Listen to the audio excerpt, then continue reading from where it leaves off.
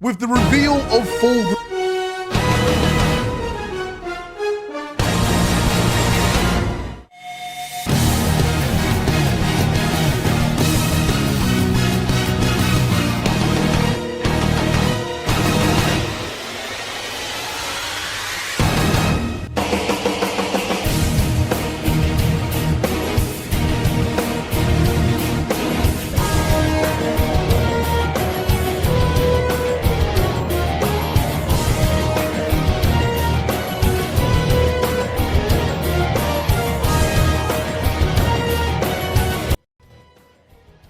I don't know why I did that, just to be clear, but let me go get in the back room and we'll start this up.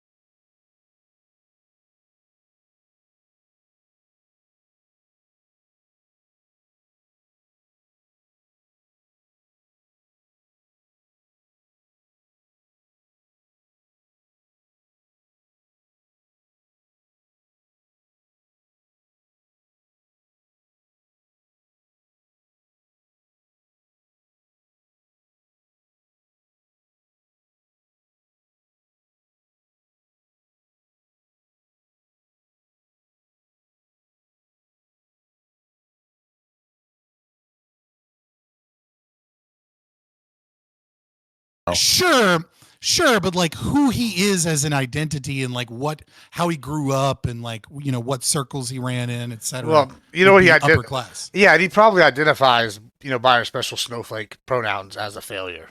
That's what he would identify as. So fuck that guy. Anyway, on that note, let's just get started. Everybody's here on time.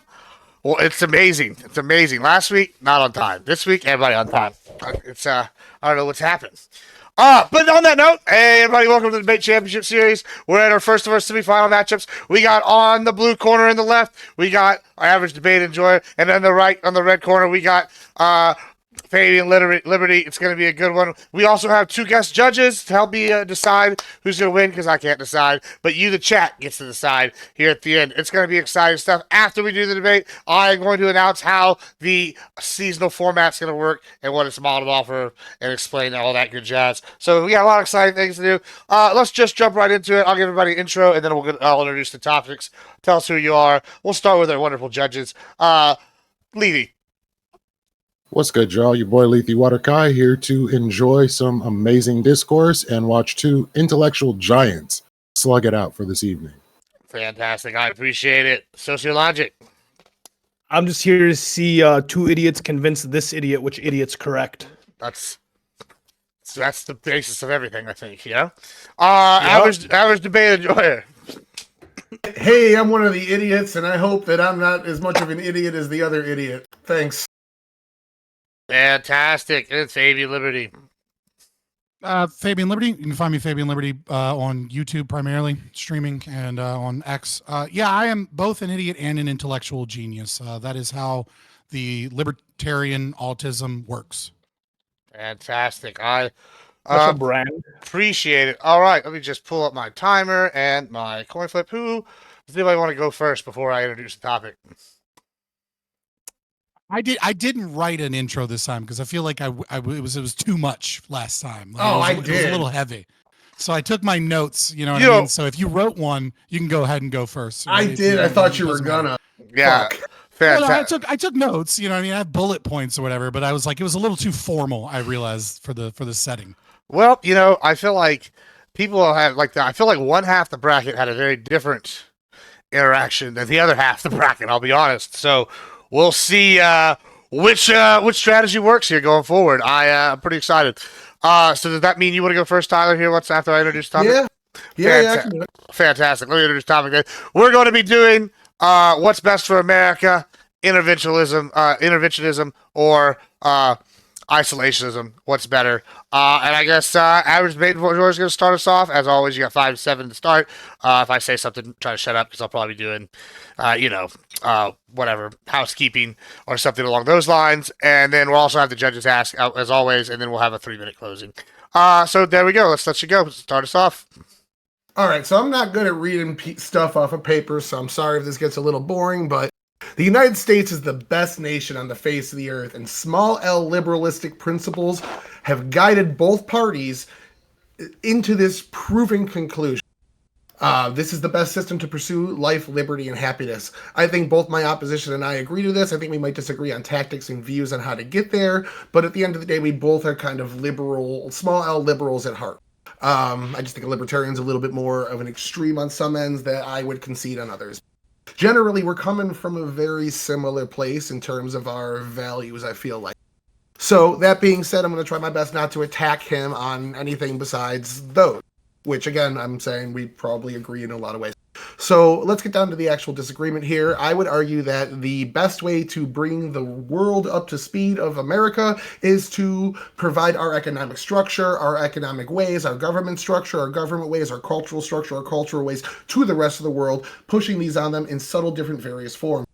All of which don't have to be nation building. I know as soon as you say something like this, everyone's mind goes to Afghanistan, but a lot of these, most of these are going to be economic coercion that we do on these nations or economic help that we do for our allies. So there's going to be 2 metrics I want to judge by.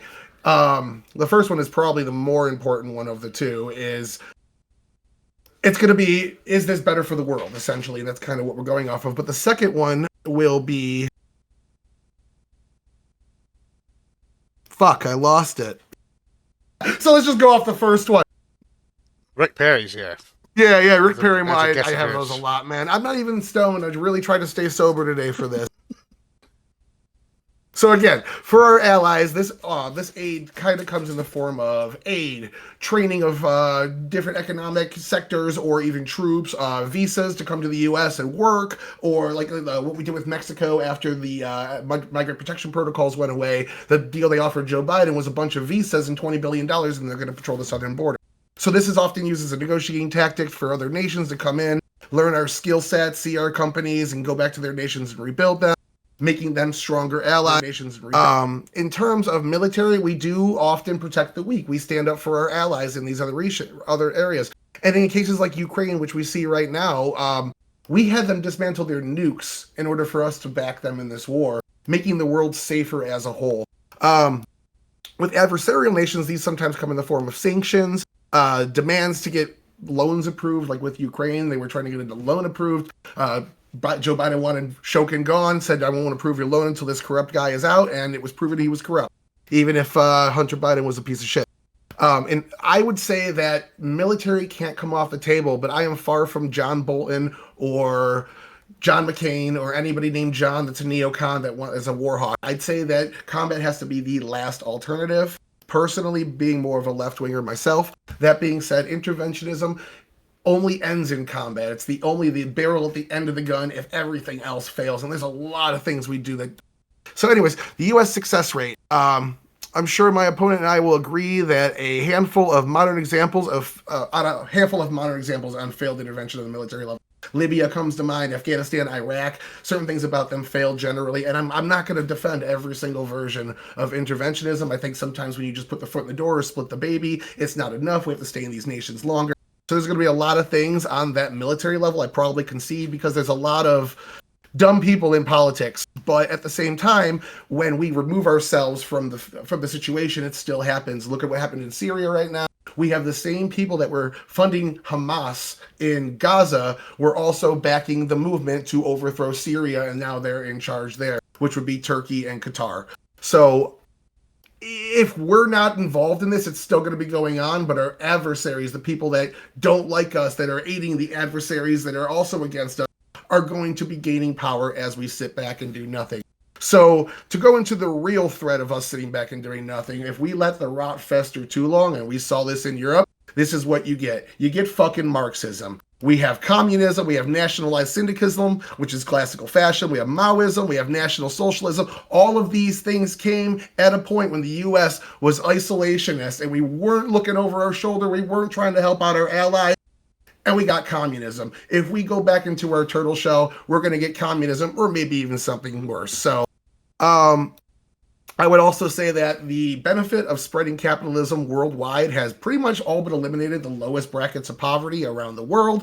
Now, Scott can also claim some of this because a lot of it was done through philanthropy and he's all about the charity thing. So this isn't my strongest point, but I would say that the way our system works, our tax code works, the way our government is structured, it incentivizes this sort of donation and philanthropy in a way that just no system at all may not. Not saying it wouldn't happen, but our system incentivizes it. Finally, the last point I have is I'm trying to show a good amount of respect. I hope that comes back. I've been in a lot of debates that break down into sophistry and character attacks, but most of them are with the Live and Learn podcast, and all those guys put me on block after I embarrassed them about the election. Hutch, I want my fucking money, you scumbag.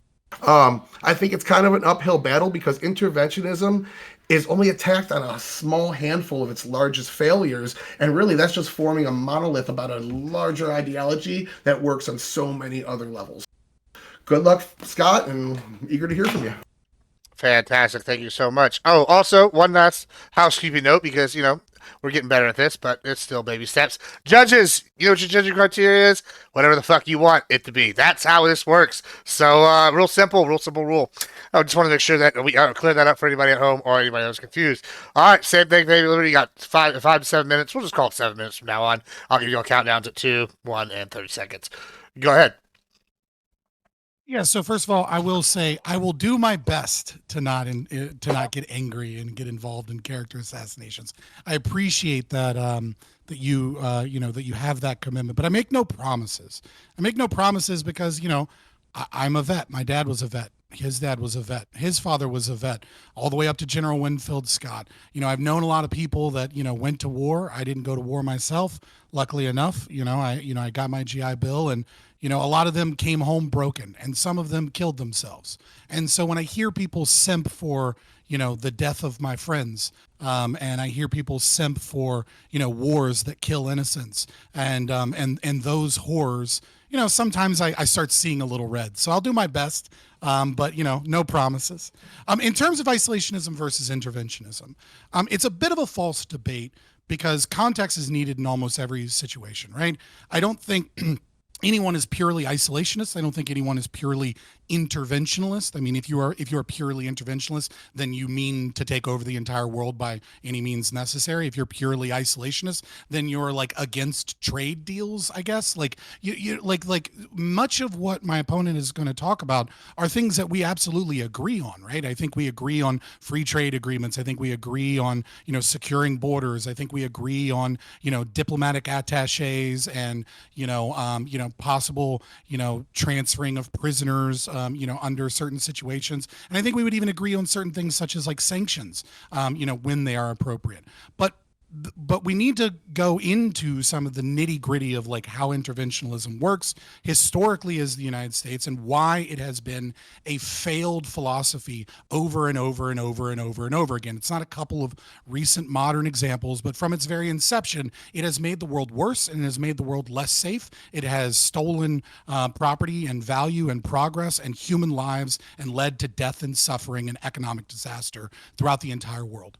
So first of all, like what is interventionism is based upon a philosophical false premise, which is the collective security doctrine, right? It is this Westphalian Treaty concept and the United Nations in which upon it builds itself, this concept that every nation has these borders and that if another nation interrupts or interferes with these borders, that is somehow wrong and that is somehow evil.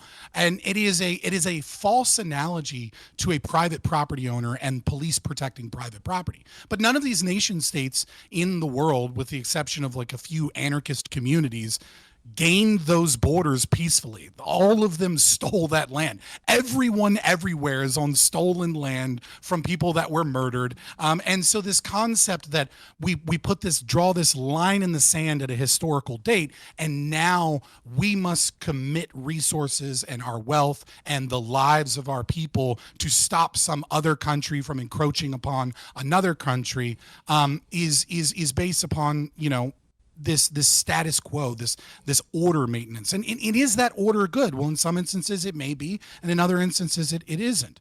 But nevertheless, it's a status quo. It's an order-based system. So there are kind of two major types of interventionism. The first, which is, I think, the primary thing that, as my opponent brought up, is like these wars, these, bringing in troops, these, bombs, these situations.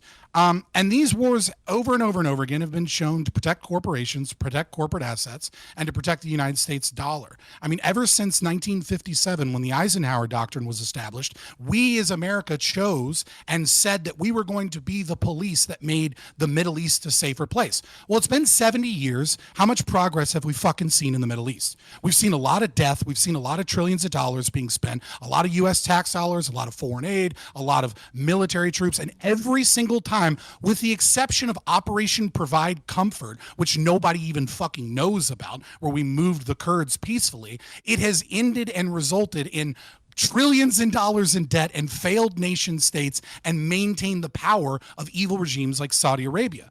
Somalia, destroyed. Iraq, destroyed. Afghanistan, destroyed. Libya, destroyed. Syria, destroyed. Iran, destroyed. Every single time we have gotten involved since 1957 in the establishment of the Eisenhower Doctrine, it has not been to the benefit of world peace, to stopping terrorism, to, maintaining anything other than the U.S. dollar as the reserve currency for OPEC and OPEC plus. That's all it is. It is an economic game that makes the corporations and the fucking billionaires richer and richer while stealing money from you and making the world a less safe place. I could go on and on and on again, but again, we have this concept, this false concept, that we do this for safety and security. We do this to help the little guy.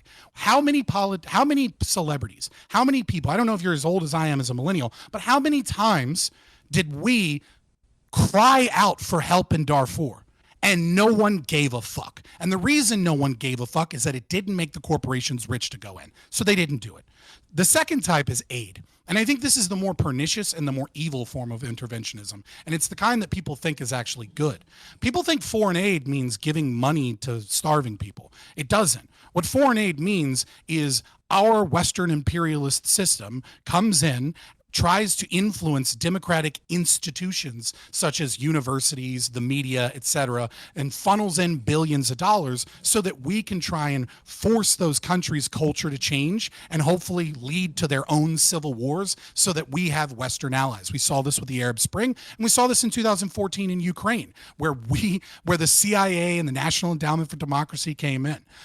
This begins really with the Bretton Woods Initiative in 1944, which is again sold on this lie that we were going to keep the gold standard up. And 2 years later, Harry S. Truman puts Harry Dexter White, who was a known communist spy who funneled money away from the Chinese nationalists over to the Maoists to help China become a communist nation and fight the civil war that led to the bloodshed of millions, in charge of the International Monetary Fund, which is another system that we use to economically cripple weaker nations into debt so that they're forced to be a client state to us. This does not help us economically. It helps the rich. It doesn't help them. It doesn't help the American taxpayer. It doesn't help the little guy working at a factory. And again, we saw the Iran-Contra in the 80s. And so what was the response? What we did is we set up the National Endowment for Democracy Fund. We set up the Foreign Relations Council. We set up all of these systems that are supposedly pro-democracy, pro-good. And what they really are is a means of using CIA assets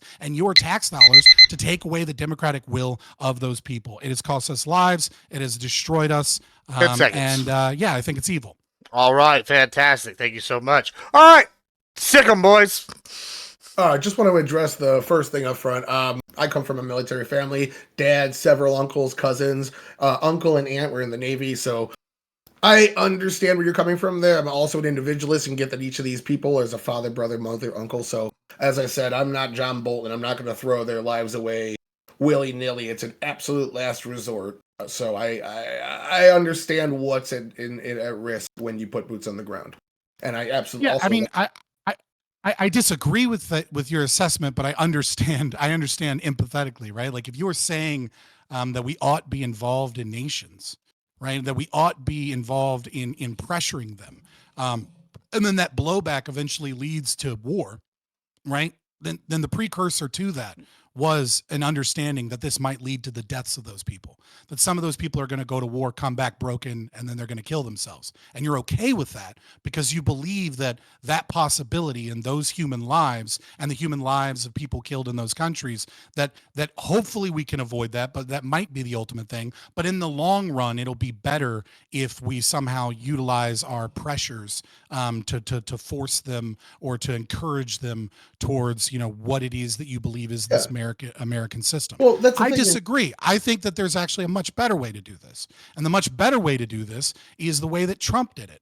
Right now, obviously not some of the crazy shit Trump's saying now, but when he had some of the best things that Trump did, right, under his first presidency, probably the best thing he ever did was have Jared Kushner negotiate peace deals that were based upon trade. Like that's how we bring our values, right? That's how we bring our system, is that we open up trade relations and we open up private businesses and we show them through our own progress and through trade that like there is a better way by being a city upon a hill. Absolutely, 100% agree with that. But then as soon as pirates attack, those trade policies are toothless. The American hegemony that backs that free trade on the oceans is what keeps people out there trading. In a sense, do you consider that interventionism? I'm just curious because I don't consider it interventionism. I believe that of the very limited duties and responsibilities that the United States government has protecting civilian assets and protecting American citizens, which would be trade routes from piracy or from foreign actions, is not a form of. I wouldn't consider that to be interventionist to stop pirates from destroying American citizens' property. I'd say the isolationist way to do that is to break up the ocean into properties, and then everybody kind of just keeps the detail of their own. That's not isolationism. That would be anarcho-capitalism, Yeah, right? yeah, If we became private trade routes, like sure, That's but that's not isolationist. That's a better way to put it. Right, but that's not the debate at hand. Yeah. So okay, that's a fair point. That all being said, though, you were saying earlier that borders are somewhat determined by the current winners drawing an arbitrary line in the sand to a degree. So we're spending all these time, money, and resources protecting these borders. But at the same time, my argument for interventionism is if somebody is being oppressed, there's a group that's being attacked by a neighboring nation and they're being genocided, as we'll use today's modern word, then going in and protecting that weak person would be kind of what you're advocating for. And like, they're not inside of our borders, but this is a group of human beings, and we're here the strong with a surplus. We can go in and protect the weak, and we can do so with little to no death to U.S. casualties. Why not? How'd that work out in Mogadishu? How'd that work out for Somalia and Mogadishu? There are some. How'd that work out when the UN tried to do it in Cambodia? Literally every time that we do this, the blowback is worse than the intervention. Look, if some private military, organization, some PMC, right, wants to, work on behalf of saving people that are being genocided, I'm all for it. Right. But what we're talking about when we're talking about interventionism is we're talking about mobilizing the United States military that is funded by our tax dollars, sending them overseas to fight and go up against other nation states in the hope that this doesn't lead to greater war by saying we're going to involve ourselves in a war. So this is the most extreme, is the fighting. There's been conflicts recently where we go in, we don't actually participate in the fighting, and we isolate off the civilians. We get them out of the situation. We start to try to push them off of the neighboring nations as refugees, bring them into Europe, bring them into the United States.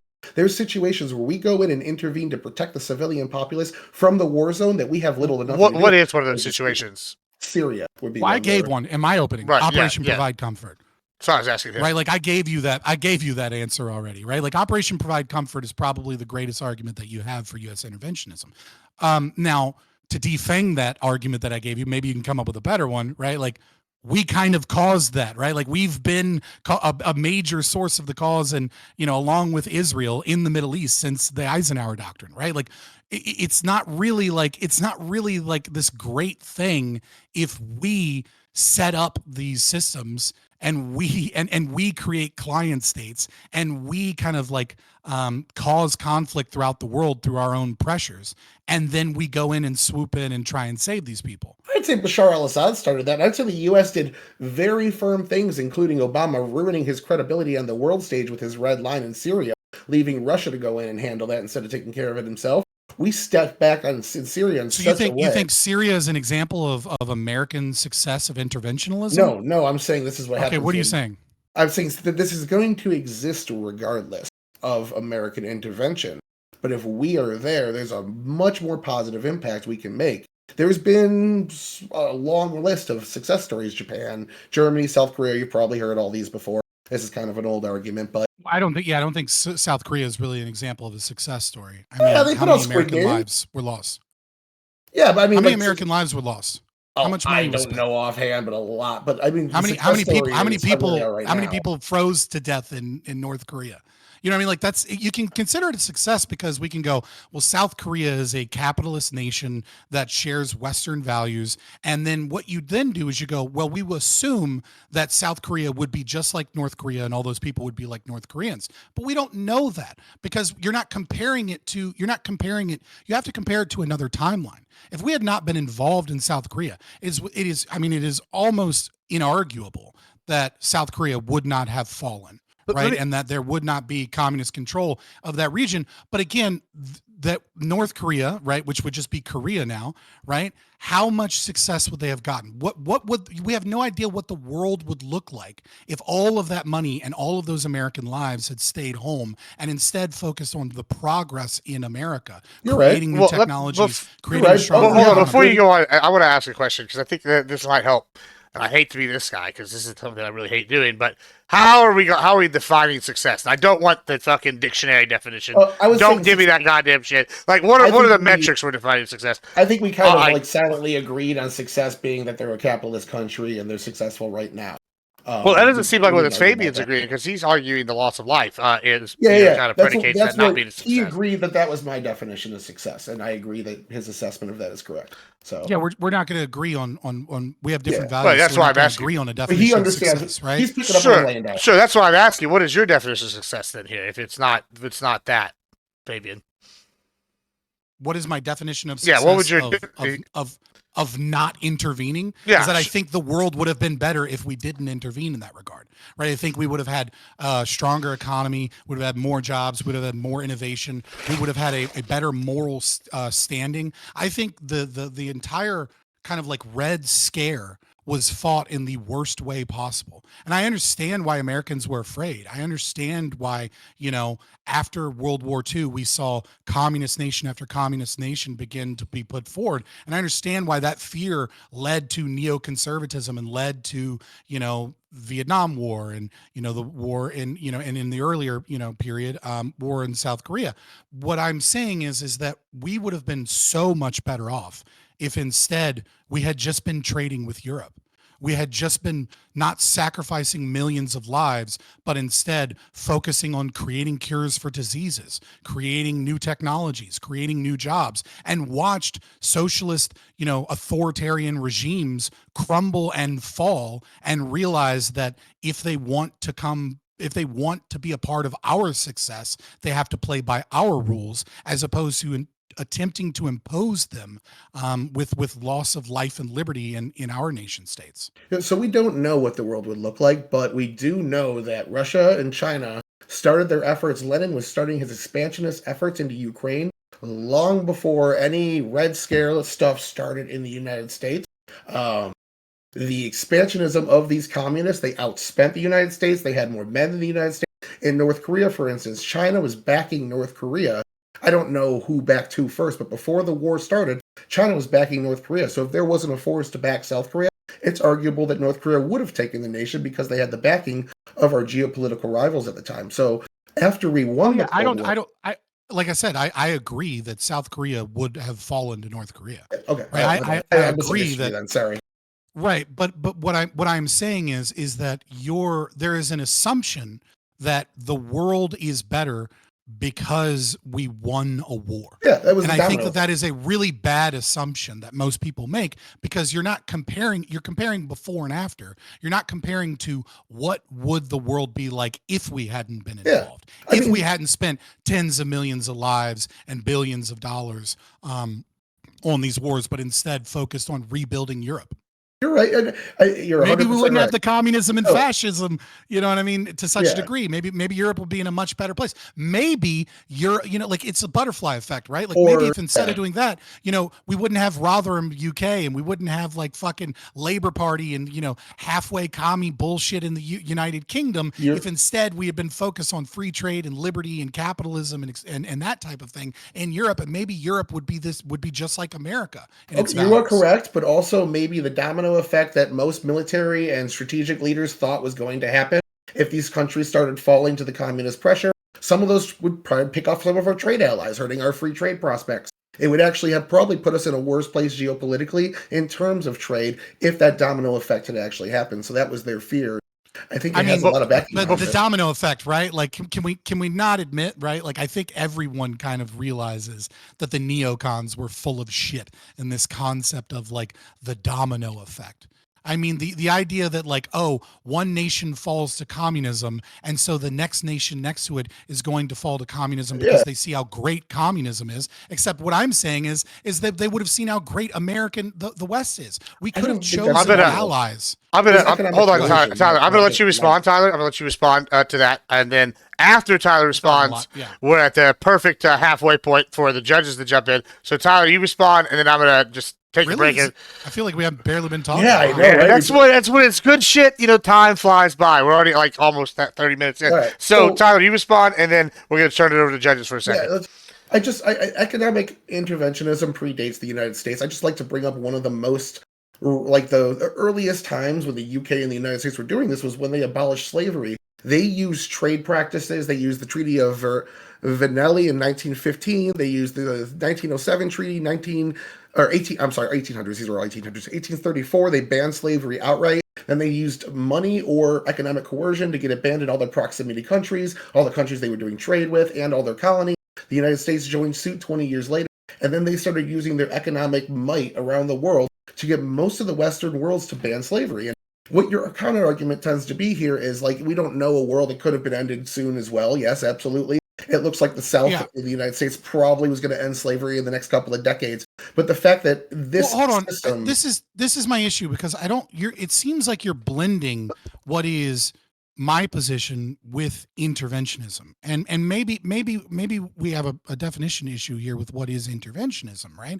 But if I'm saying if you're doing trade with a nation, right, and you're protecting your citizens in their capacity to do trade, that's not interventionism, right? Like, you're not intervening in the country's politics. You're not intervening in how they rule themselves. The only thing you're doing is protecting your own citizens and protecting trade. And so if a nation refuses to do trade with a slave nation, that's not interventionism. That's just a nation saying that we're not going to protect our citizens if they want to go engage in trade with slavers. But you're mixing that with some of the horrors of colonialism and the way that the British Empire went in and murdered a whole bunch of people so that it could have essentially a new form of slavery and caste system in subjugating others. Like, I agree that ending slavery is a good outcome of much of British colonialism, but it came with a lot of bad shit too. I think some of that was probably bad. You're saying that's not interventionism, but in your introduction you said that when the United States gives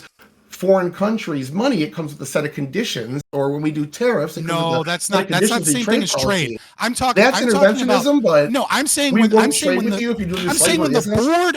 the board of the Foreign Relations Council and the Democracy for National Endowment Fund are both set up with predominantly ex-CIA, NSA directors and deputy directors, and they work as an NGO that's essentially an arm of the state to go in and try and influence the cultural institutions, the academic institutions, the media institutions, and buy off things in a nation in the hopes of having cultural revolutions like the fucking coup in Ukraine, or like the fucking Arab Spring, or like how you tried to push out Bolsonaro, and over again, that they're influencing directly with that money and causing conflict, that that's interventionism. But Not saying I'm not trading pause, with you. put it right Sanctioning pause. trade on a nation because they practice slavery is not interventionism. Okay, let me put a pause real quick. We can answer that in a second. But Okay, let's turn it over to the judges here. I know the judges are biting them out a bit here. Let's go to let Lethy go first. He has some questions, and we'll do this again here in a few minutes. Let the judges. Is that how you say it? I thought it was "let the water kai." All right, you know It is what? Lethy. Yeah, I don't know. I'm just Is gonna it call what I really? call. Yeah. My bad. Oh, you're good. You're good.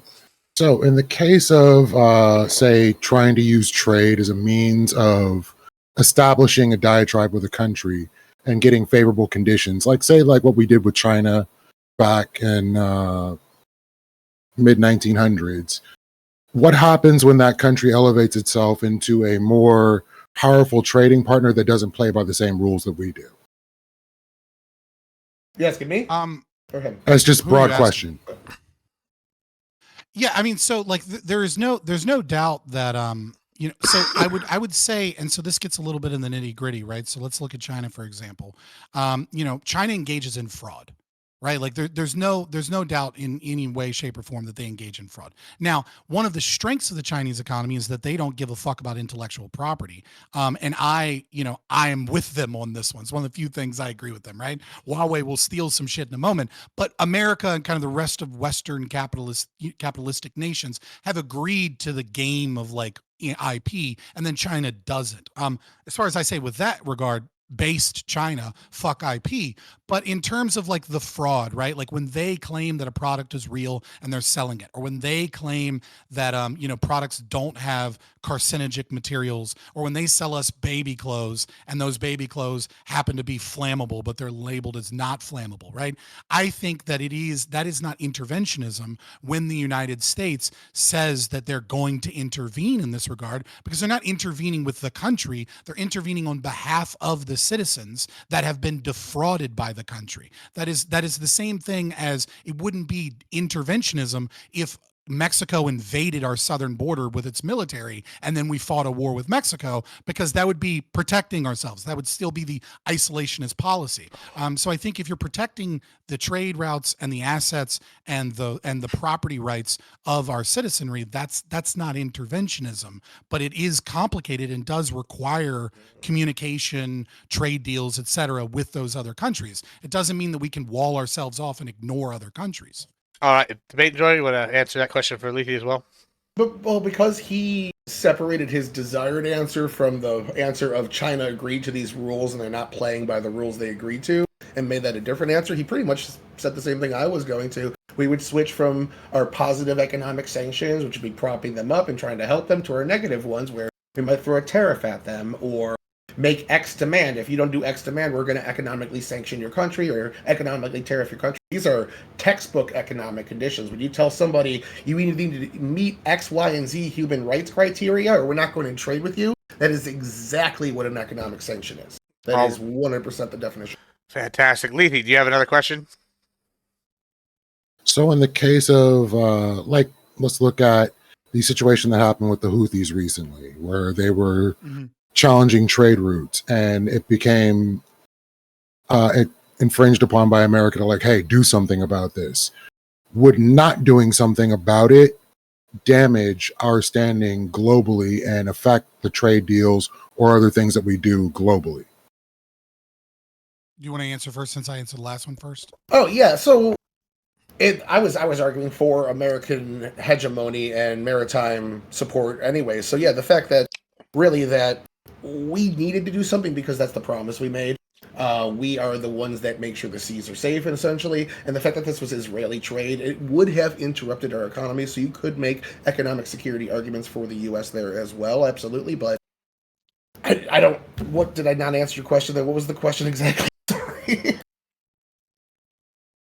I just say we need to be there because we said we'd be there. So Yeah, I think, well, essentially, if we're taking an isolationist isolationist view on things versus a non or a hegemonic view, so the difference between those two views: should we stay out of it and let the other countries take care of it, and would we lose capital and trading in doing so. Yeah, so from my perspective, right? I don't think if there are American goods on those vessels, then it's in our vested interest as a nation state to protect our property, right? Like that until so long as the United States government exists, so long as that's a thing, then it is, and like these routes are not private routes, but that these are routes that are, you know, kind of like agreed upon with all of these other countries. If there are American citizens, if there are American boats, or if there are goods that are, you know, already agreed upon via contract by Americans, or goods that are American goods that are going somewhere else to sail, then that's not interventionism to protect those goods. Interventionism, again, maybe the concept of interventionism is something that other people disagree with me on, but as far as I'm concerned, interventionism requires that you are attempting to intervene in the way that the nation state governs itself, right? You are using some form of power to stop them or change their behavior, that is against their will. And I don't think protecting our assets and property overseas is a form of that. And I absolutely agree that if we just let ships be bombed by groups. Now, I would say that there's an even simpler fucking answer to this, which is that we shouldn't be having all these goddamn dealings with Saudi Arabia, that we shouldn't be having all of these problems that, you know, this disastrous consequences that we put on in Iran. And then maybe, just maybe, if Yemen and other areas weren't, maybe we shouldn't have supported and or been actively participating in the blockade against Yemen that, you know, led to over 100,000 children dying of dysentery. Maybe there's a fucking reason we're being bombed, and it's, you know, if we just go back a few years in our fucking history, we'll figure out what that reason is. But as it stands today, we need to protect our property. But there are other things we need to do, which are interventionist things that are causing the very fucking problem you mentioned. And I'm not angry at you, I'm angry at dead children that we fucking supported. U.S. policy. I got. Let's go to sociologic now. Let him ask a question. I believe he's.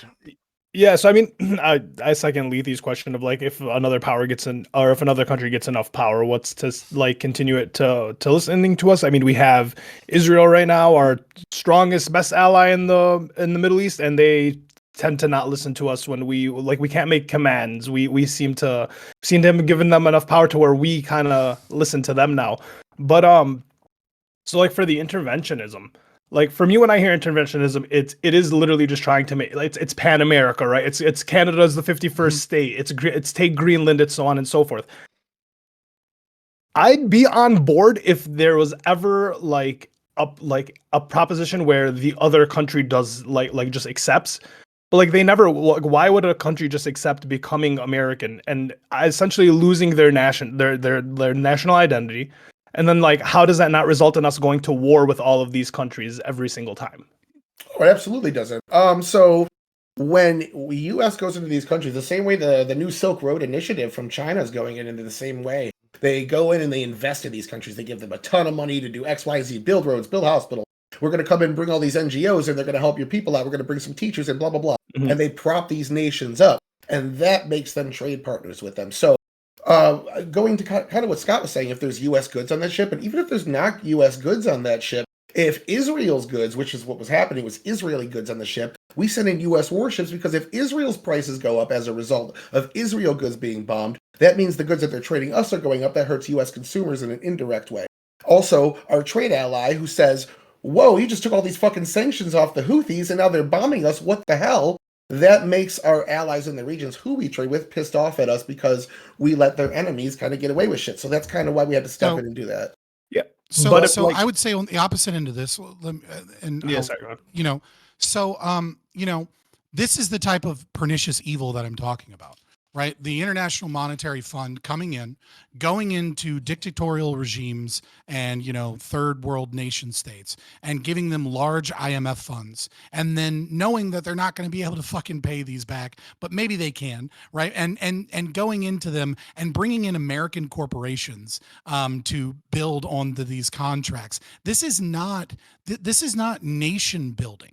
Right. Mm-hmm. This is client state building. That's what we do. We go in and we create client states. We make them, we make them debt slaves, just like fucking college kids are, so that they're put into a position where they have to play by our rules and they have to be a part of our interests, or they risk economic collapse. They risk internal strife and struggle. And the U.S. aid, like I said in my introduction, that's not food for hungry, starving people, right? That's CIA funded money to take over institutions and try and change what it is that people believe. Like U.S. aid is money to Black and Vetch so that Black and Vetch can do research on how to censor certain political opinions in online speech, so that only the ideas that are beneficial to what we consider to be the democratic institutions are going to be able to survive in a country. Look, I agree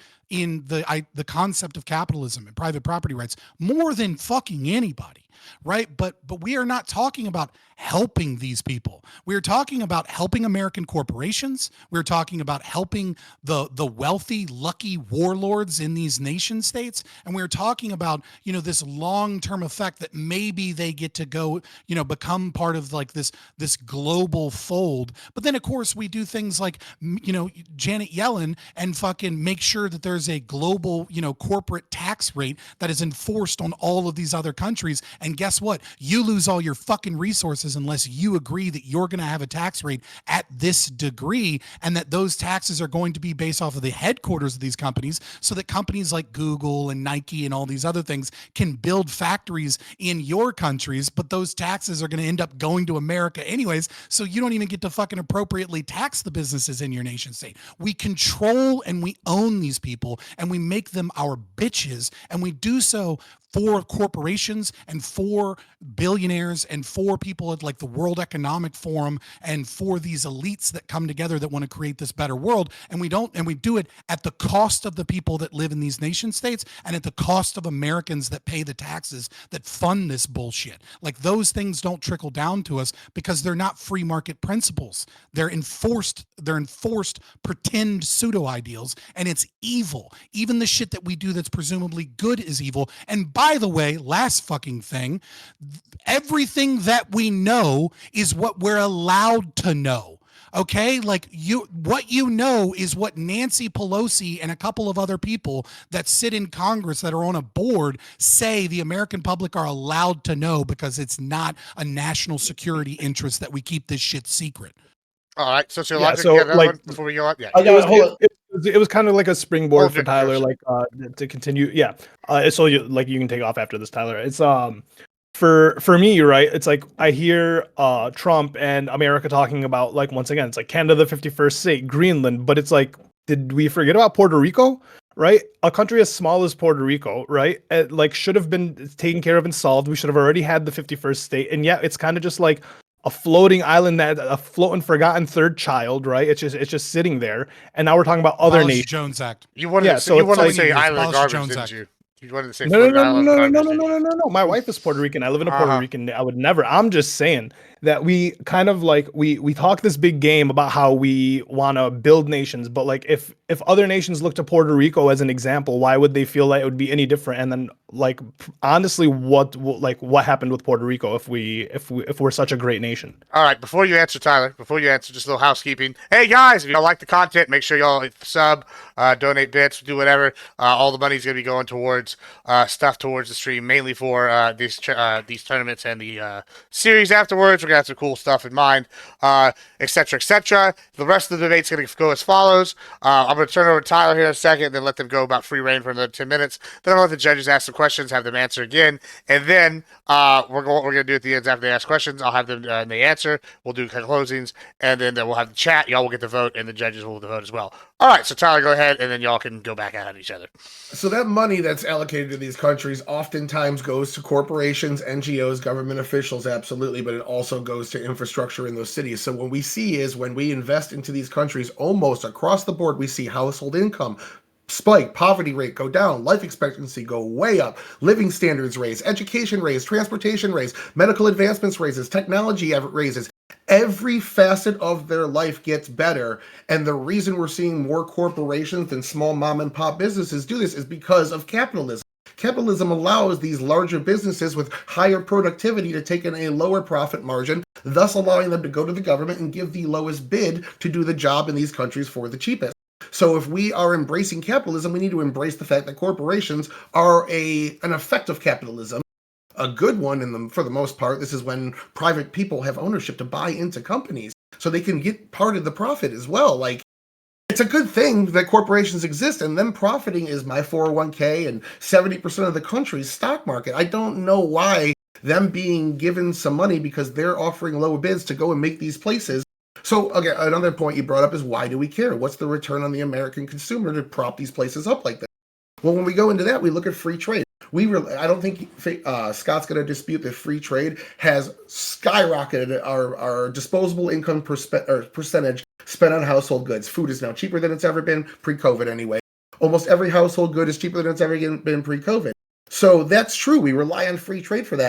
Why are we not going to try to make these nations better so that they can produce the goods that we trade with them for cheaper, so we can get more for less, so that our consumers pay less?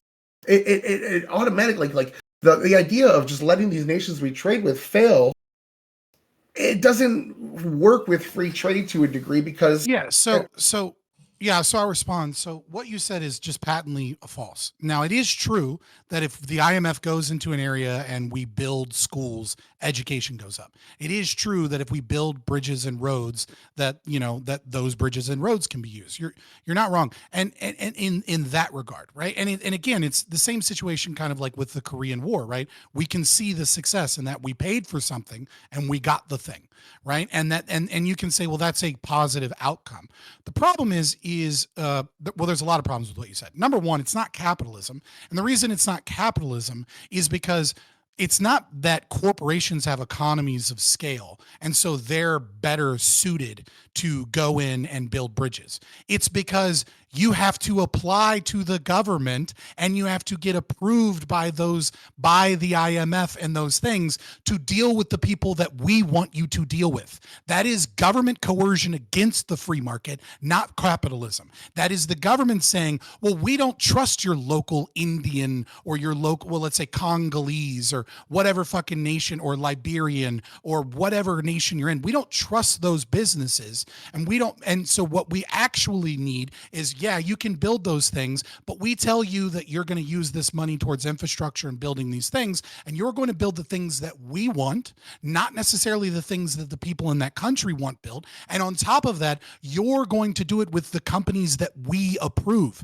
It is giving them a loan so that that money can then go back into the U.S. economy away from those countries, and the presumed return on investment is supposedly going to be good enough for them to pay off all the debt that we put them in. And sometimes it is, right? Sometimes they build themselves out of that hole. Sometimes they utilize the protection of the American, global hegemonic empire, right? And they can go in all of these other domains. But again, at what cost? And the cost is that all of this money that is spent on these presumed loans and things is money that uses state power to keep it in the hands of billionaires and corporations, as opposed to letting the market decide what are the most valuable things that we can provide. What is it that people want the most? It is coercion. It is socialism, not capitalism by any stretch of the definition. And so, yes, if you want to use socialism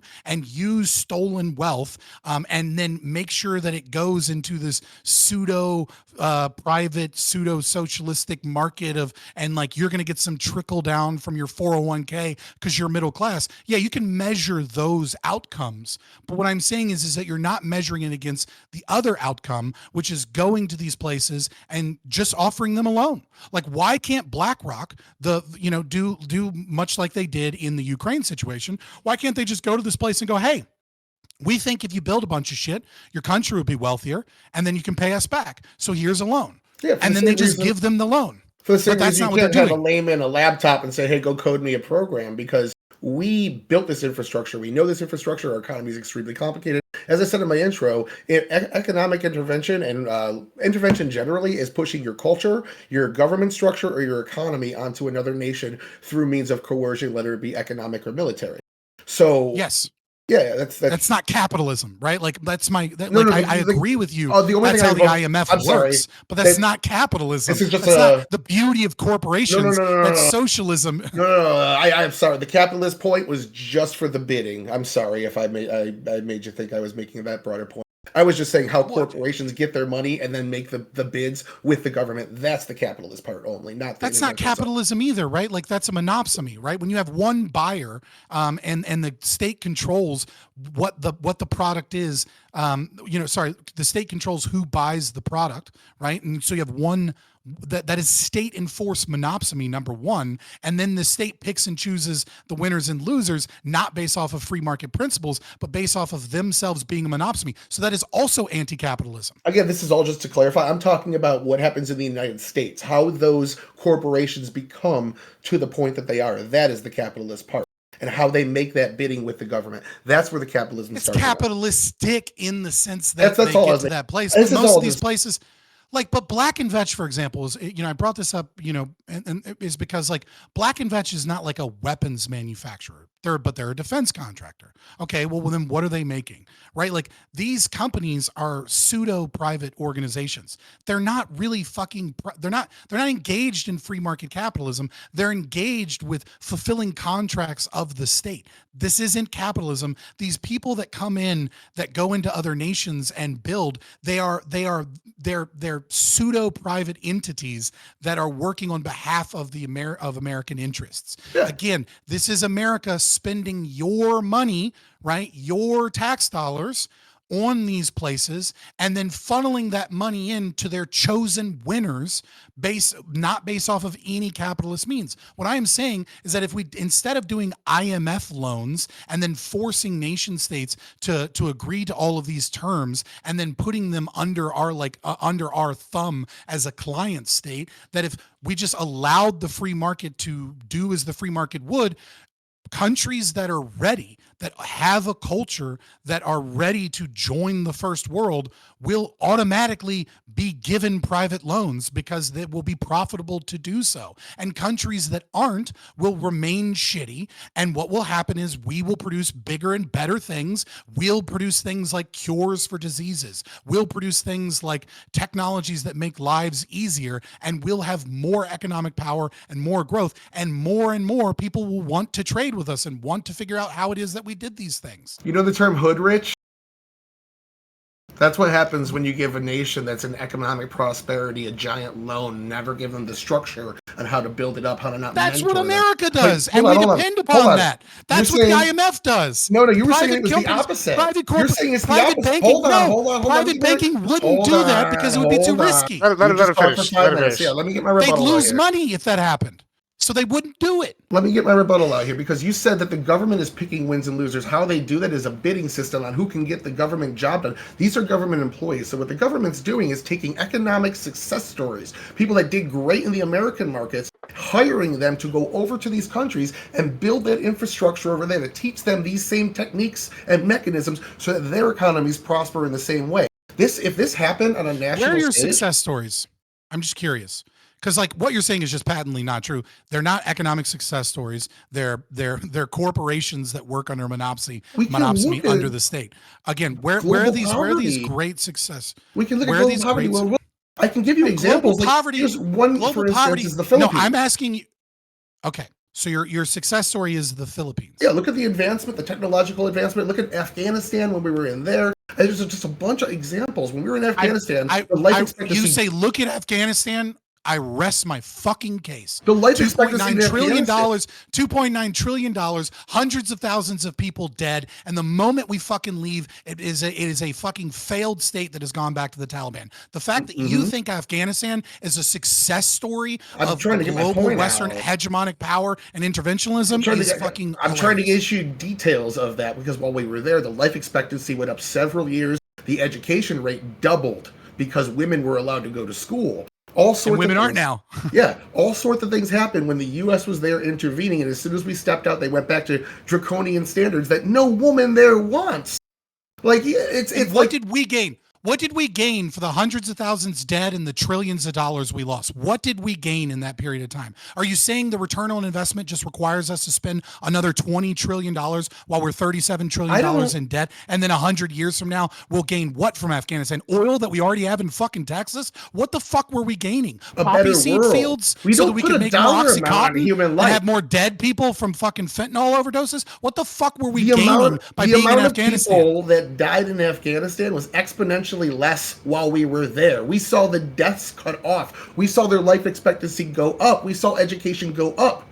Less people were dying if life expectancy goes up in that nation. So let me just to clarify. Were we not involved in Afghanistan and the Middle East before that? Let me just. Can I just quickly Were we not involved in training the fucking Taliban to fight the Russians in the 1970s? Did we not set up the fucking failed state that was there before? Afghanistan is not a success story because you can look at a short period of time where we imposed education, No, that was and we Russia. imposed Well, order at spending trillions of dollars.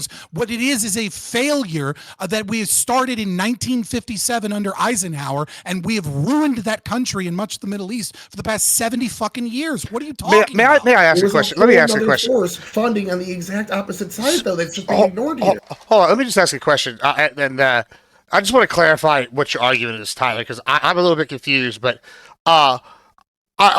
so when you brought up Afghanistan, is your argument that, like, okay, your argument seems to be, and just to correct me if I'm wrong, just to make sure I'm following along, is that while we're there, everything was much better for the people there, and us leaving is actually an example of when isolation fails, because if we had just stayed, things would have been better. Is that your argument? Yeah, nobody had died in the Okay, last I just wanted to be 18 clear months with what being your there. argument was. So not While we were there, you could see all interventionism. these We just immigrate.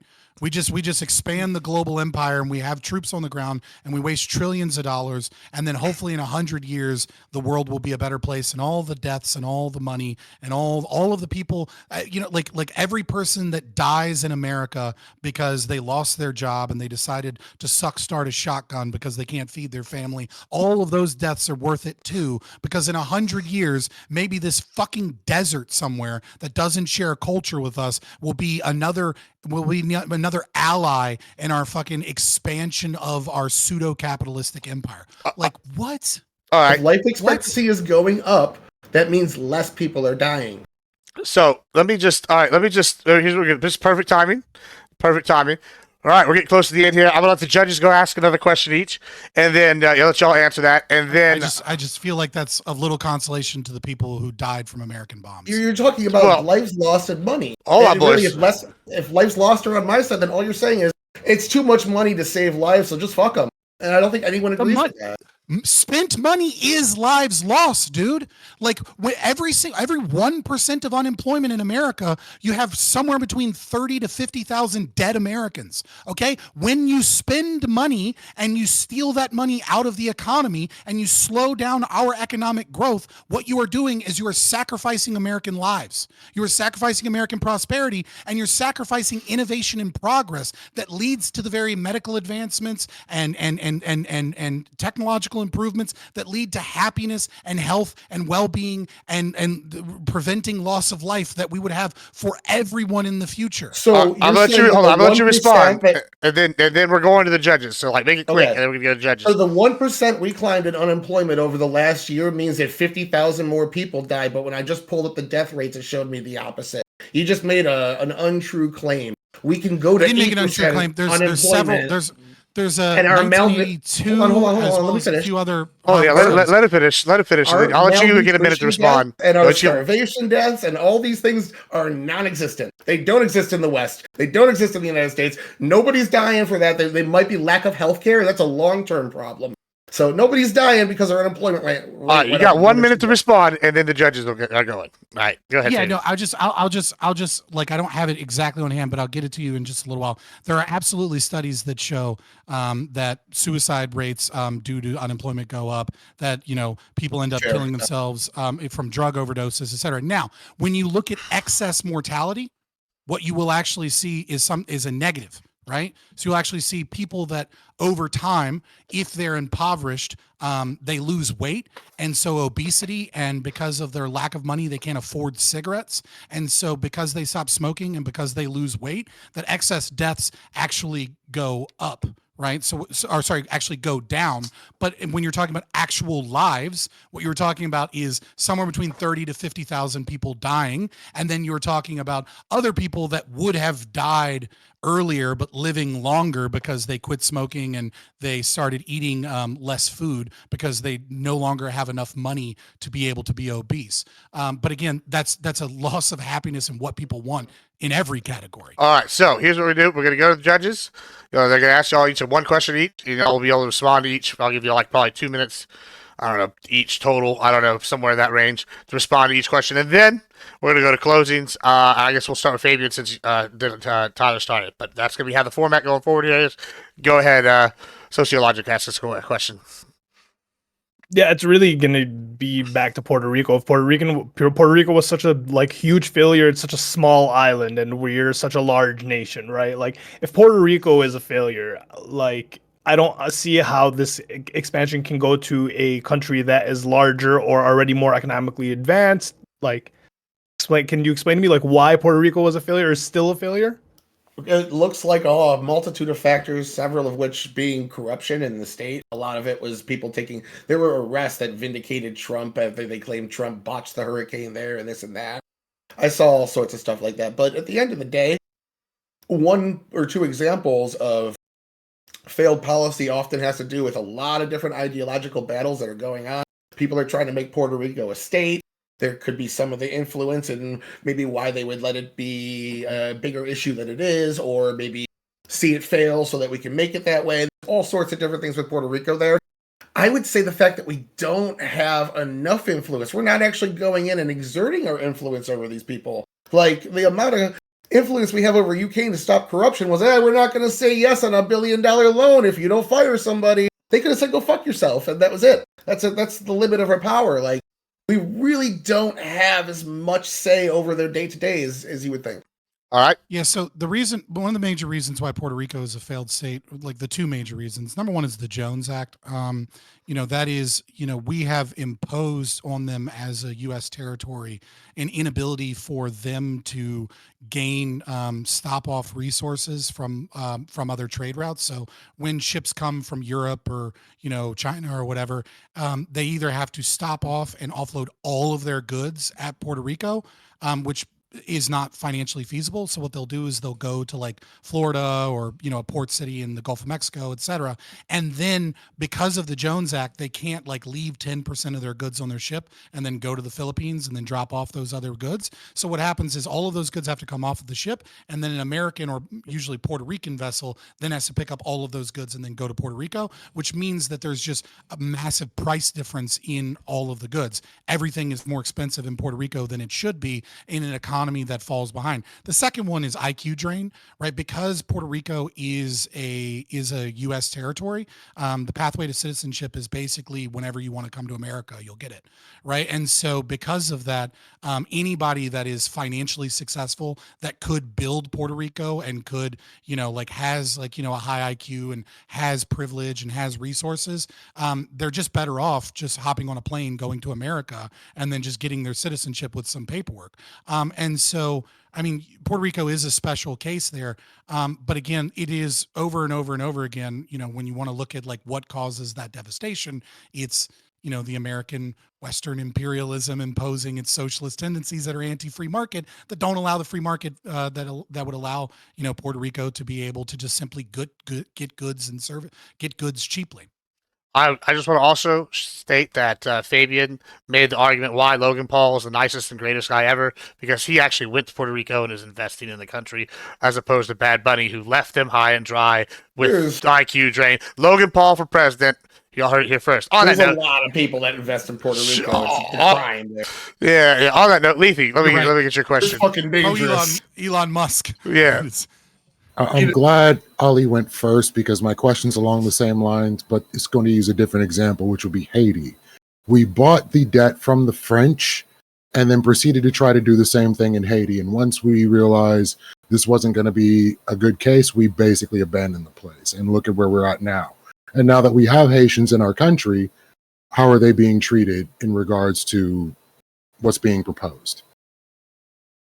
Generally, Haitians are being treated great, even there were some anecdotes during the presidential election where some unverified comments might have been amplified way more than they should have in a responsible democracy. Generally, they're being treated great. There's a lot of people that came in from Haiti on our refugee programs under Biden. They come in, they get vouchers to go live places that pay much more than the average rent payer in a lot of the places that they went to, including Springfield. Generally, they're being treated pretty good, but yeah, like there's a lot of interventions that are pretty easy because cultural values line up, and then there's some that just it ain't working yet, and maybe we just need to back off and try again in a couple decades. That would be one of them. There's some wild stuff there, and the fact that we aren't actually this imperialist nation that goes in and dictates what they need to do, and they need to do exactly what we say, and blah blah blah. We don't go in there and do that, and that's why we have these problems. Is we're leaving them sovereignty.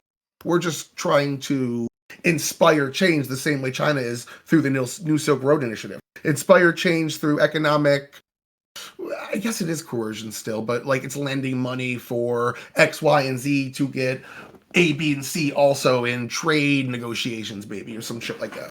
Did you have another question you want to ask? Yeah, I was gonna say, but then it sounds like you're it sounds like you're pushing for harder coercion, which then kind of defeats your first point, which was that you can do this without like war. War should be your last resort, but it seems that like with all these nations that don't seem to culturally meld with us, we have to use stronger and stronger coercion, which just becomes war. I think for some, you just need to maybe give them up, do a longer term approach with trade. China came around to capitalism in the 80s. They were someone that nobody thought we'd ever be able to work with, even sooner under Reagan. I think Reagan was the one that inspired that. But in the 80s, their economy switched. Like, it happens. I think that we need to find ways to slowly reshape them from the outside. And that would be the Democrats' entire platform is getting Iran on our side so that we can use them to start shaping these countries in the Middle East. And that's why they gave them $26 billion. Hey. Yeah, I mean, like Haiti is a special case for some reasons, right? Obviously, Haiti was brutalized probably more than any. I won't say more than any other country, but the island countries, especially with sugar plantations, was some of the most brutal form of chattel slavery in world history, right? I mean, obviously, the transatlantic slave trade and chattel slavery was a bad thing, obviously, right? And worse than many other forms of slavery in the world. Not as long lasting, obviously. The Ottoman Empire still had slaves up until World War II, and we still have slavery in the Middle East today. No thanks to American involvement, i.e., Libya. And interventionism. What does it do? It causes slave trade to come back. But Haiti is somewhat special in some regard because they had one of the most violent overthrows of anyone that was the wrong skin color, right? The overthrow of the French in Haiti, when they kind of fought back, if you will, took on something that we haven't really ever seen since. There was a little bit of that in Zimbabwe, but for the most part, there have been a lot of countries that have ended slavery, right? And and so Haiti really fucked themselves by doing that. Obviously they got rid of their quote unquote oppressors, but they got rid of all of the resources, all of the wealth, all of the established, security and order. And so Haiti has had a rough time recovering. No help, and no thanks again to, Western interventionism, right? Or interventionism, right? I mean, Bill Clinton, being in charge of the Haiti recovery, and then, the Clinton Foundation coming in after the hurricane to try and save and help and build homes in Haiti, but really hardly any homes at all got built. And we had tons and tons of money get funneled back to corrupt politicians like the Clintons, as opposed to actually helping these people, is kind of a case of failed interventionism.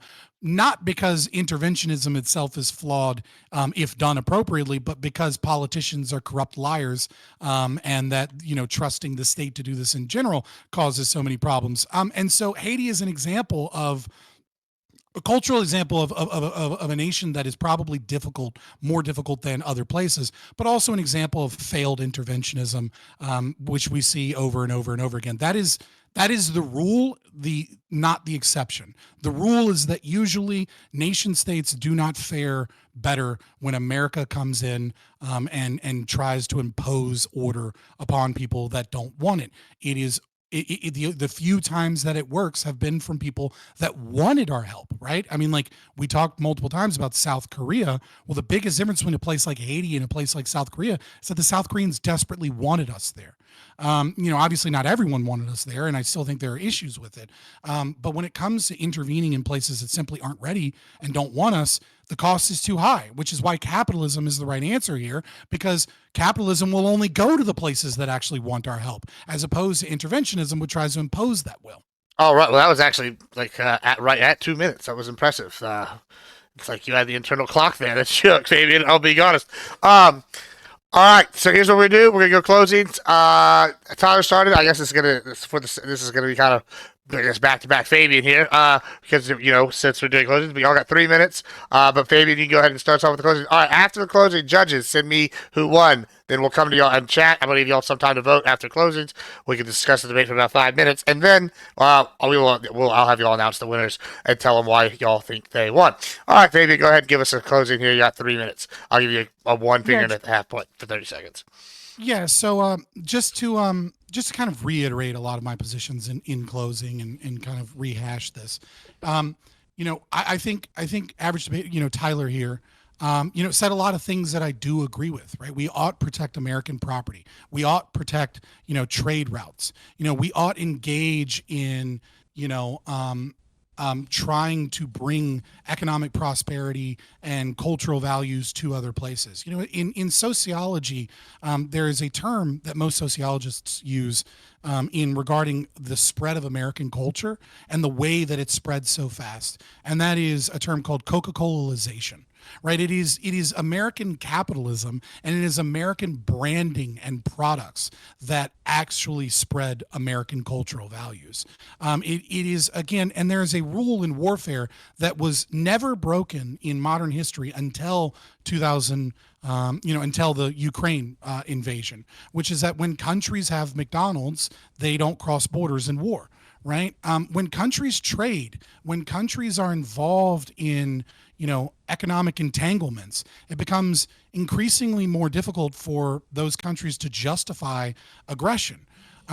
When the United States is engaging in being the world police in lieu of the UN because the UN fails at it, the presumption is that we don't, which we do. I think world history since America became the dominant superpower following World War II has shown over and over and over again that Western involvement at a military level more often than not leads to disastrous consequences, deaths, trillions of dollars lost that could have been spent on making this world a better place, right? Like I don't think in the long run the math adds up that when you bomb countries and people into oblivion and then rebuild the countries that you bombed into oblivion and then funnel all of that money to corporations in America and maintain the wealth and power of billionaires and banking systems, that this somehow makes America a better place. But I was only a lowly private in the Army,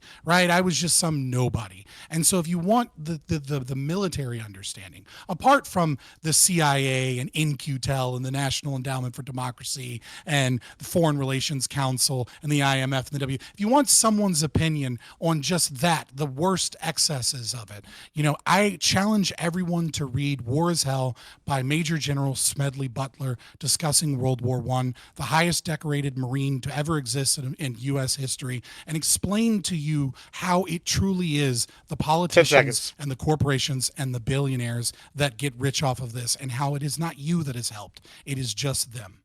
Fantastic. Thank you so much. Let me just reset the timer. And wait, here we go. And Tyler, you go ahead and go. All right. Interventionism has been a part of foreign policies for as long as there's been nation states, and there is no reason to think there aren't some bad examples out there. Absolutely. I said that right up front. If you judge it by just the worst examples, you're going to think it's terrible. That's why I gave you a ton of other examples. Like any other system that you group people in, like religion or government, are going to be some people that abuse these things, use them to their own means. That doesn't mean every religion is evil. It doesn't mean everyone that belongs to a certain religion is evil. It doesn't mean everyone from a certain nation state is evil as well. Just because there are bad actors or bad attempts at interventionism. Starting with the UK, the US, and somewhat France, using economic coercion on their trade allies with their colonies and their neighboring countries to force human rights measures on them of ending the practice of slavery in their nations against their will, to modern day where we make the entire lives of everybody in a nation better on pretty much every single level. Interventionism has made the world a better place, and in turn makes the United States a better place as we have better trade partners to trade with. Investing in these nations is how we grow them, is how we inspire them. Having that guidance there is absolutely pivotal. Having corporations take bids with the government is how we get it for the least amount of the American dollars. So these corporations that are getting rich are actually doing the job the best for the least amount of money, as is capitalistic. Now, when these nations do succeed, again, our trade prices go down across the board. It's indisputable. But giving them a blank check to somebody and then no other direction after that is how we just get the same situation as if you give a poor person a lottery ticket. They're not going to invest that the same way a billionaire does that same exact amount of money. It's basic laws of capitalism there for how money should be allocated to those best suited to spend it. Russia was in trade with Ukraine, the EU, the US, and most of the world. That did not stop them at all from going into Ukraine. In fact, when we told them that we were going to put economic coercion on them, that made them think second about it, and we can see the damage that that's actually doing to their economy, as well as NATO. NATO's the reason Ukraine hasn't lost yet. That's another form of economic intervention, preventing one of the world's most lethal militaries from taking over its tiny neighbor. Gotcha, 1 minute. So in this instance, Scott is saying that we are imperialists forcing our ways on people by giving them foreign aid and trying to change them for the good. But in his instance, we wouldn't have NATO, so he would literally let brutal dictators move into other countries and completely erase their people and culture. Because it's none of our business, and U.S. soldiers shouldn't die, we shouldn't spend U.S. money on it. Free trade requires U.S. intervention. Hegemony requires U.S. intervention. We are there to make sure that people can go out and trade in the first place and not get robbed by pirates or nations that want to take their things. We are the ones that intervene. We are the ones that allow it. And without us, we wouldn't have all the great things we have today. America, baby. All right. Thank you so much. All right, chat. I'm going to be putting the poll up right now, and we'll give you all 5 minutes to vote to decide. Hope everybody. Oh, God, that beeper is fucking annoying that I have here. I don't know how to get rid of it. It's gone. Okay. I think I'm going to be having nightmares about that beeper. All right, 1 second here, guys. Let me put this up, and cool. Polls up. Everybody go vote right now. Make sure y'all tell us who wins, and we will decide. I'm going to go take a quick bathroom break. The rest of y'all can talk amongst yourselves, say what y'all thought. Judges, don't say who won yet, and then we'll go from there. We all know Chat won, so we know how this goes. Ali, do your thing. Won. So, what were the okay, so every example that you gave, I feel like came with like a huge like retaliation or rebuttal. Like where were all like the positive? Me? Yeah. I thought most of my points were unrebutted. That I listed off all of the Name one things now. that go up when So I just gave in a Scott the country. springboard. I got you. Yeah, hold on. I listed off all the things like living standard, education, all that thing. And when he answered that, he's like, yeah, all these things go up. Education goes up, living standard goes up, cost of household income goes up, the economy gets better. I maybe you forgot, right? But I explained that, that intervention in the Middle East has been happening since, the end of World War I, when England, cut up countries and put groups of people together that were, different ethnic groups under the same banner, like Iraq, for example, right? Iraq is a terribly drawn country, right? You have Sunni, Shia, and Kurd all in one nation. Like, these are not people that tend to get along with each other, but they are towards the fucking economic interests of Britain following World War I, right? And then I explain, the Eisenhower Doctrine in 57, how we were involved there. So you're comparing a time where we were involved making things worse and have been involved making things worse for a long time towards a time that we spent trillions of dollars actively there. And then I said, well, what the fuck did we gain from it? The only thing we gained was what? Control over poppy fields so that we could have more fentanyl and Oxycontin.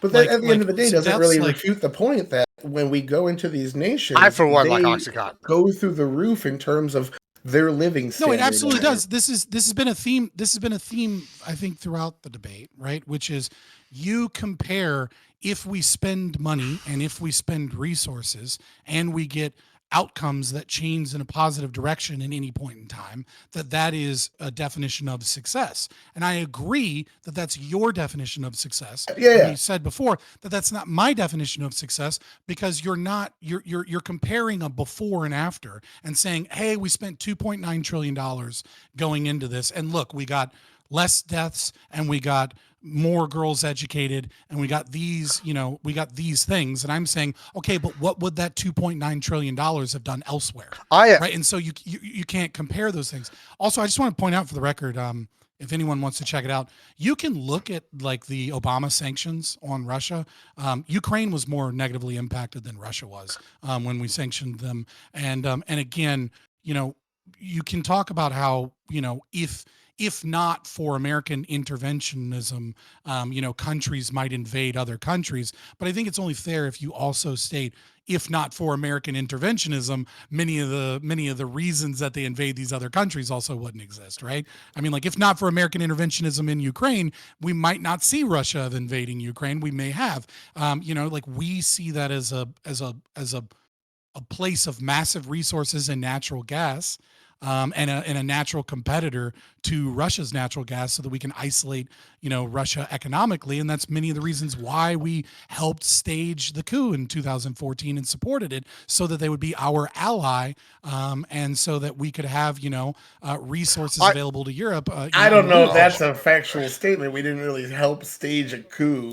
I mean, that Victoria Nuland call is a let me jump in here real quick, because we got a 1 minute. I mean, 1 minute. I'm not saying we put troops on the ground. I'm not saying we gave them weapons, but we definitely. Victoria Nuland call is a little bit overstated based on what people claim. I'll say this. I don't care about the person. I care about the facts. I as a person without a vote, the head of the State Department, though. And without without a judging thing here, I will say this.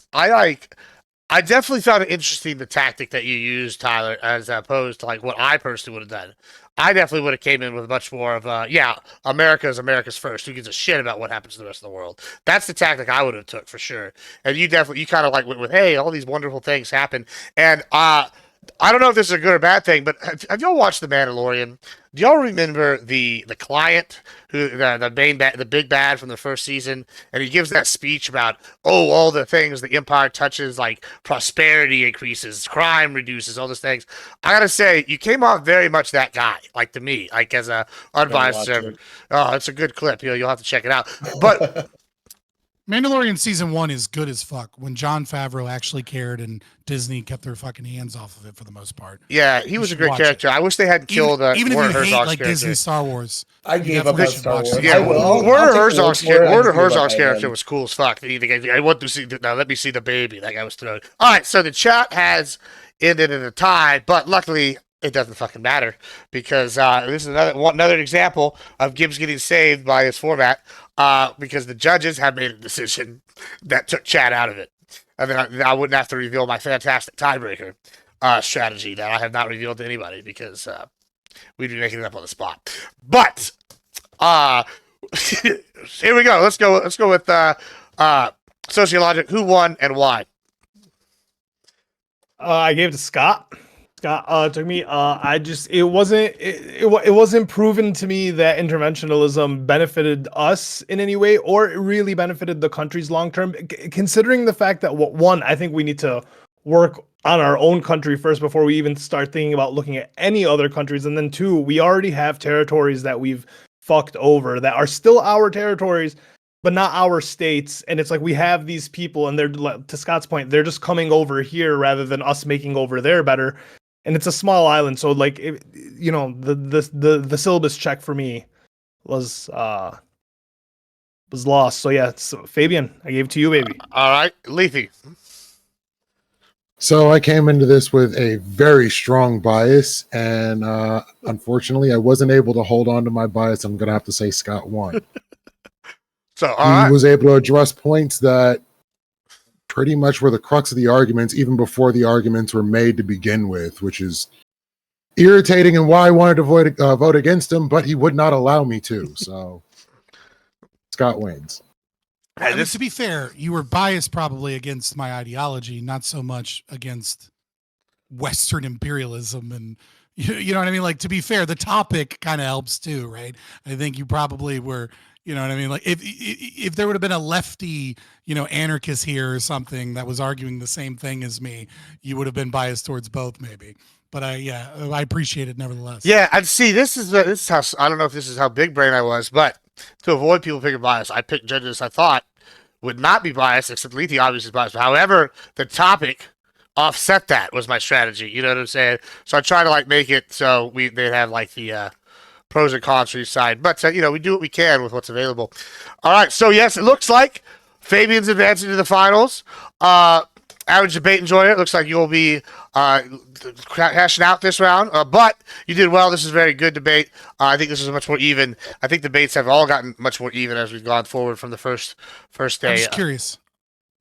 Is he going to be a judge in the finals? No, I have another twist if I can get it done for the judging for the finals. Right. Fair enough. That we're just changing things up because each time I'm not going to reveal what that is. We have to get through our next pairing. People have been sick, so bear with me on how long it takes for me to get this done. Hopefully, we can have another one next Friday and we can get to the finals. But no, he won't be a judge. That would be not good. Unless I get desperate, then who knows what the fuck I'll do. On the side note, we're gonna give y'all an announcement for going forward on what we're gonna do for the seasonal format. The seasonal format is gonna be modeled after MMA Junkie fantasy fighting in the forums rules, right? All right. And so what that means is people are going to be able to call people out. There's going to be an algorithm that after everybody has about the first season completed, the algorithm will go into place, and basically the algorithm can do predicted matchups.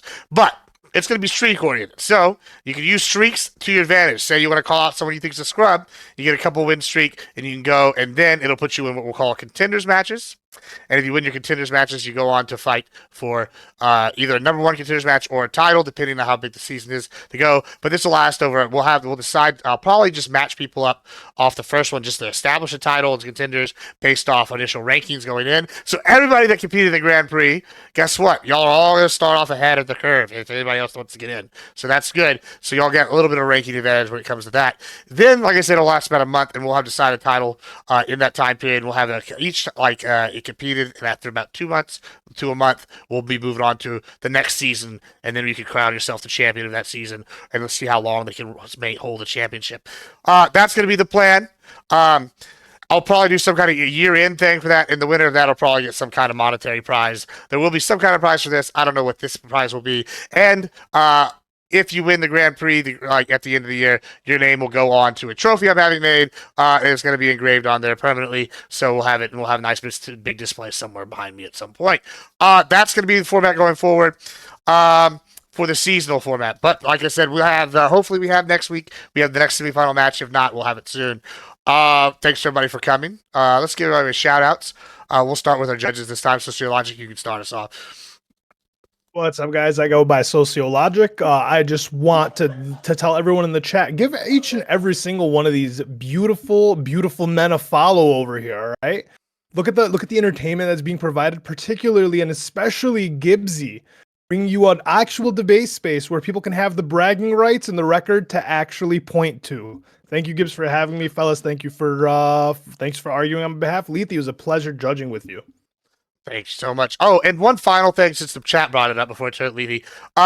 The goal is, guys, if y'all, the viewers, like this enough and y'all throw enough money, then in addition to the trophy, I'll get some kind of belt that we can ship from champion to champion, and that would be kind of cool, and hopefully it doesn't get lost. I mean, that's what Junkie Fantasy Fighting did, and it never got lost, and people had that belt for years and years going around. So maybe we can get that going. We'll see. It depends on how much y'all pay. Ad rev is not enough because thank you, Hassan and the Dalaban. We love y'all. Y'all cost us all the ad revenue. It's all your fault. Fuck you, bitches. I like the equal blame. I like the equal blame. Yeah, it's all their bastard fault. Anyway, go on ahead. Lethe. Yeah, I was about to call you out for not getting a belt going because we all know that is the superior way to show who is a winner and who is a true champion in these spaces. Baby steps. Hey, beautiful format. This was fun. Great hearing two giants argue against each other. It was a slugfest all the way through, and I think both of you represented quite well. Glad to be here, and thank you for having me as a judge. Your boy Lethe Waterkai. Chilling. Fantastic. Thank you so much. All right, average debate enjoyer. Tell us who you are, where you going. What's your life story? All that good jazz.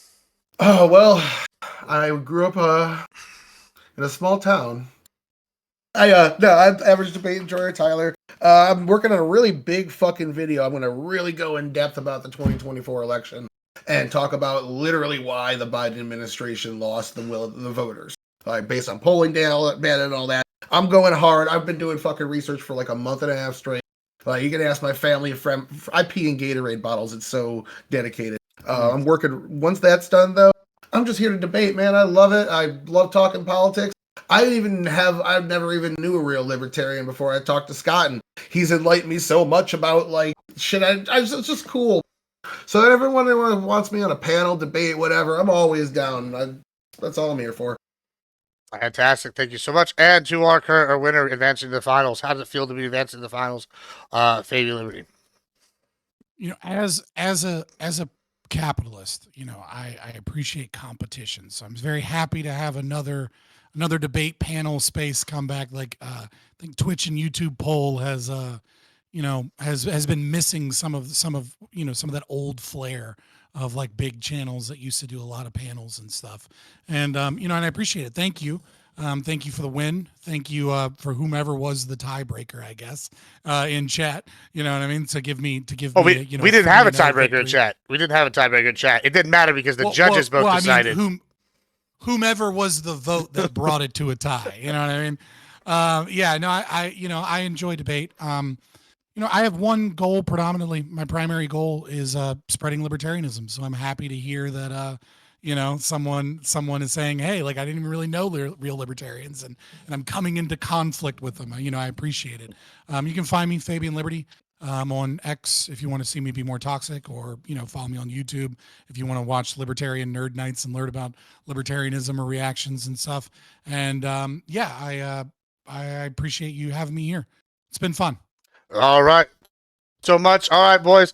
I appreciate all that. We're going to just wave goodbye. And as for the rest of y'all, I will be right back. I'm just going to end the stream because it's easier for me to do it that way. It's for YouTube uploads and whatnot, and I'm lazy. So we're going to do it that way and come back, guys. Anybody that's interested, we will do gaming and maybe a little bit of post-debate chat before the gaming. So thanks so much, and stick around. Otherwise.